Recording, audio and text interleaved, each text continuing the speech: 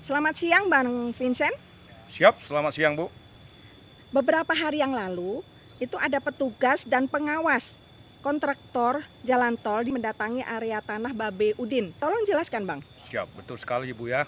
Saya ditugaskan oleh Bunda Ibu Lilin yang di bawah sana.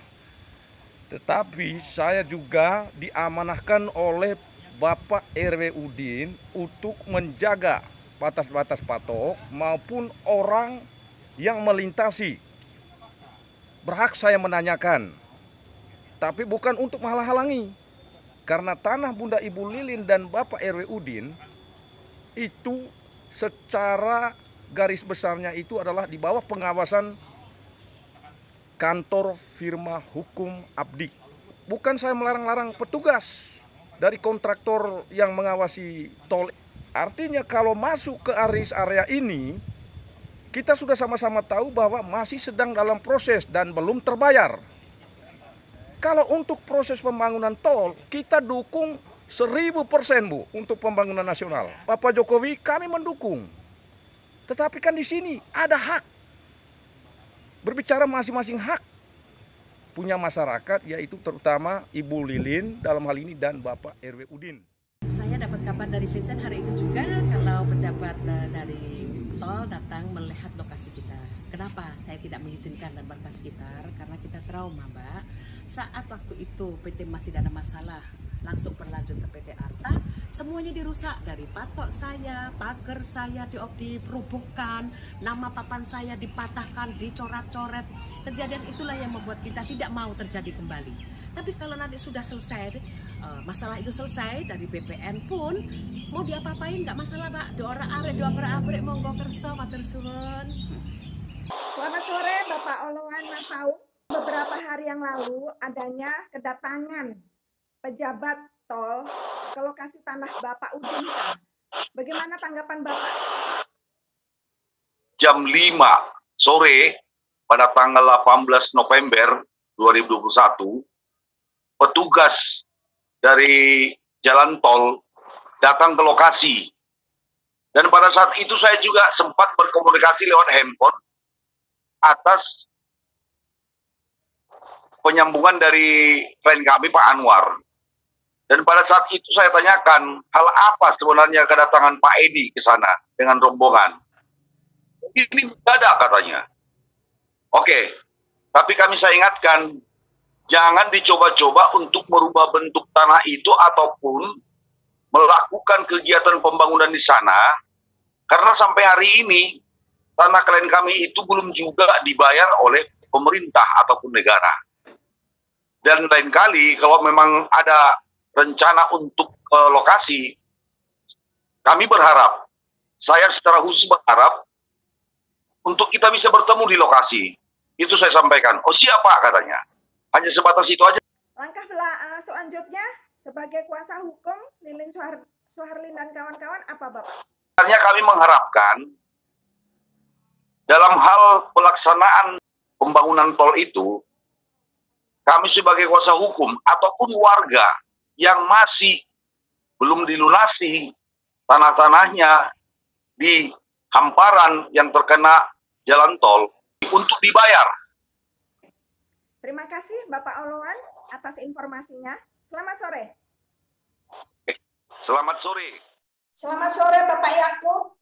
Berjumpa kembali dengan Meli dari CNN Cinta Nusantara Negeriku.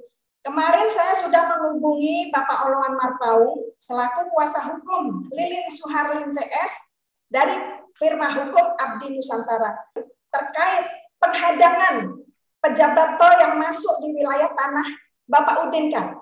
Apakah Bapak Yakub ada tambahan statement? Silakan. Ya, baik. Selamat sore Bu Mbak Meli. Ya, terkait itu saya sudah melihat videonya juga karena ada beberapa dari pihak yang menayangkan video itu. Yang kedua, Pak Olan juga sudah menghubungi saya juga terkait itu. Kami selaku kuasa hukum dari firma hukum Abdi Nusantara, kami menyampaikan permohonan maaf kepada pihak-pihak yang mungkin merasa terganggu perjalanannya, apa itu dari petugas atau pejabat tol karena saya sendiri tidak mengenal beliau-beliau, tapi memang dari informasi yang saya dengar, beliau adalah pejabat kontraktor tol Cijago di Seksi 3 ini. Jadi mungkin yang pertama-tama saya akan sampaikan dulu mengenai status kepemilikan dari lokasi tanah yang secara fisik yang terlihat seperti jalan. Di mana kemarin para pemilik tanah maupun petugas itu bertemu di lokasi itu dengan pejabat tol. Jadi berdasarkan data yang kita miliki, yang ada di kita, tanah tersebut meskipun terlihat seperti jalan, yang sebenarnya bukanlah jalan dalam pengertian sebenarnya. Karena itu merupakan, yang seperti jalan itu merupakan bagian dari tanah milik Udinka yang dibuktikan dengan bukti-bukti kepemilikan yang cukup menurut saya. Itu yang diperoleh pada tahun 95 oleh Bapak Udinka dengan cara membeli secara sah. Kemudian juga ada PBB-nya dibayar juga. Dan diukur oleh pihak tol pada tahun 2007 sampai dengan 2008.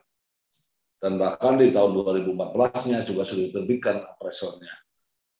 Kemudian kita juga punya dokumen yang menyatakan bahwa PT Wisma Mas yang pertama sekali membebaskan tanah di lokasi tersebut tidak pernah mempunyai planning, apalagi membuat jalan di lokasi tersebut. Hal ini dibuktikan pada tanggal 15 September 2005 ada kesepakatan antara warga di Jalan Swadaya itu dengan PT Wisma Mas yang pada pokok isinya adalah bahwa warga di RW 2 di seluruh letak itu RW 4 mengizinkan pemakaian jalan Swadaya oleh PT Wisma Mas, tetapi sifatnya sementara. Sebelum PT Wisma Mas mempunyai akses dari perumahan yang sedang dibangun ke jalan raya di sebelah utara di Jalan Pinang 2. Informasi lain juga yang kami terima ya dari Bapak Limo pada waktu itu maupun juga bahkan dari Bapak Insinyur Osirisa sendiri selaku direktur yang pada saat itu melakukan pembebasan, beliau juga menyatakan bahwa lokasi itu memang tidak termasuk lokasi yang dibebaskan oleh PT Wisma Mas. Sehingga menurut saya clear bahwa tanah yang fisiklinya terlihat seperti jalan itu, sebagian itu adalah bukanlah jalan, melainkan tanah milik dari Bapak Udinka yang dalam pengelompokan di kita itu merupakan bidang tanah ke-7. Kemudian yang kedua, mungkin banyak orang bertanya juga, mengapa sebegitunya pemilik tanah mencegat ya, orang yang tidak kenal, kalau orang warga setempat yang tidak tertanya oleh pemilik tanah. Ada fakta historis yang melatar belakangi kenapa warga menjadi begitu ketat, begitu khawatir, begitu waspada terhadap siapapun juga pihak-pihak yang tidak dikenal yang melintas dari jalan dari lokasi tersebut. Bahwa ada 7 bidang tanah klien kita yang kita tangani itu yang milik dari Ibu Lin Suardin, kemudian ada Bapak Udinka dan Pak Rojan. Itu ke-7 bidang tersebut pada tahun 2007 sudah pernah diukur dan sudah keluar peta bidangnya. Nah, jadi tentu pada saat itu diukur berdasarkan tanda-tanda batas, ini patok dan pagar dan lain-lain. Yang hasilnya diumumkan pada tanggal 21 Mei 2008. Kemudian di tahun 2015 PT Arta Cahaya Persada yang menyatakan sebagai pemilik baru atas sertifikat hak guna bangunan nomor 02253 yang dikeluarkan oleh Mas. Nah, kemudian tanda-tanda batas yang ada di masing-masing bidang peradilan itu hilang. Seperti Ibu Lin Suardin misalnya, pernah juga memasang plang nama di situ, hilang juga. Hilang, dirusak. dicoret-coret. Kemudian juga pagar batas yang boleh dibangun juga dirobohkan juga. Dan bahkan sampai yang terakhir pada saat kemarin pihak SKP kantor pertama Depok melakukan identifikasi fisik, masih ada juga patok lilin yang hilang. Nah, saya kira dari kejadian-kejadian itu pemilik tanah menjadi kekhawatiran yang serius, kecurigaan kepada siapapun yang melintas dari lokasi tersebut yang tidak dikenal, pasti akan ditanyakan maksud dan tujuan kedatangannya ke lokasi tersebut. Jadi di samping itu, di pinggir Kali Sangrahan, itu juga ada satu juga lokasi bidang tanah klien kita, yang kebetulan juga punya Pak RW Bingka. Kira-kira letaknya mungkin hampir persis berseberangan dengan pembangunan jembatan yang sekarang dilakukan di wilayah Pondok Cabe. Karena yang 7 bidang milik klien kita itu nggak terhampar dalam satu tempat.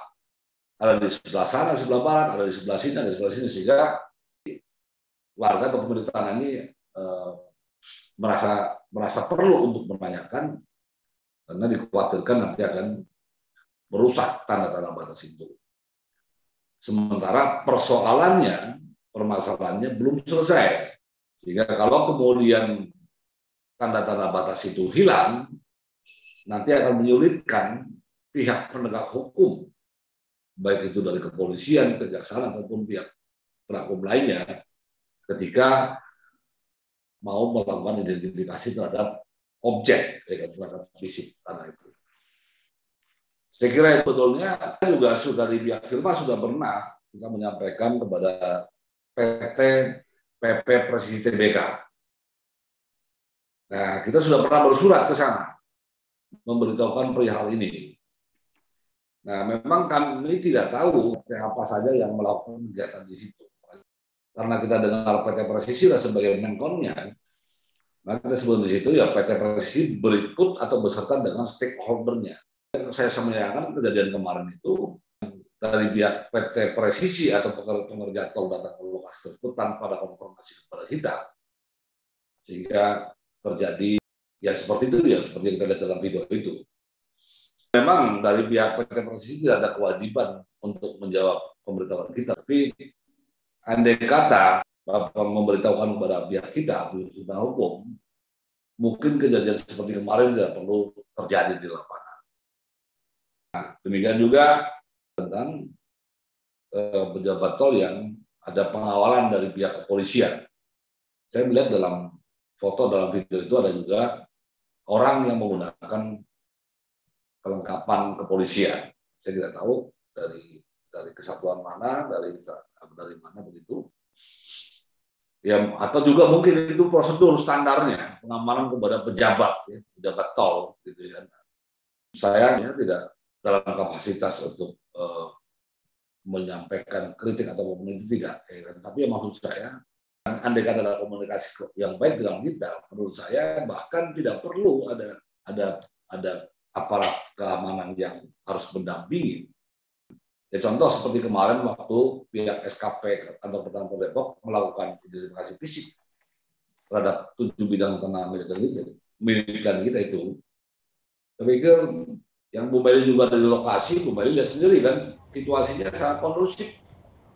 Ya malah ngopi bareng juga, begini-begini, tidak perlu ada juga pengawalan dari kepolisian, dari aparat hukum. Tidak ada situasi yang menegakkan seperti apa. Nah, makanya kalau kemarin dari pihak PT Presisi atau pejabat tol atau siapapun itu yang kemudian berkepentingan itu ada komunikasi dengan pihak kita, saya kira kejadian yang seperti itu tidak perlu atau tidak akan terjadi.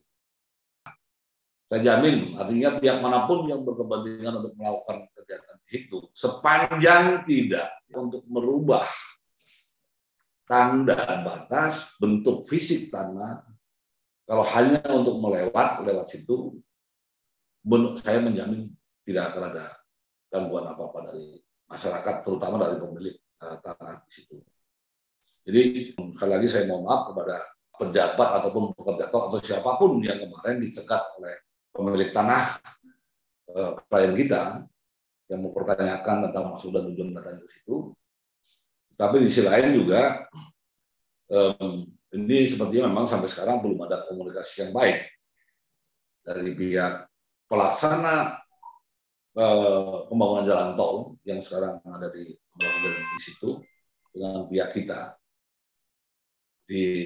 Mudah-mudahan ya ke depan bisa ada komunikasi yang lebih baik lah supaya kelancaran pekerjaan masing-masing bisa berjalan.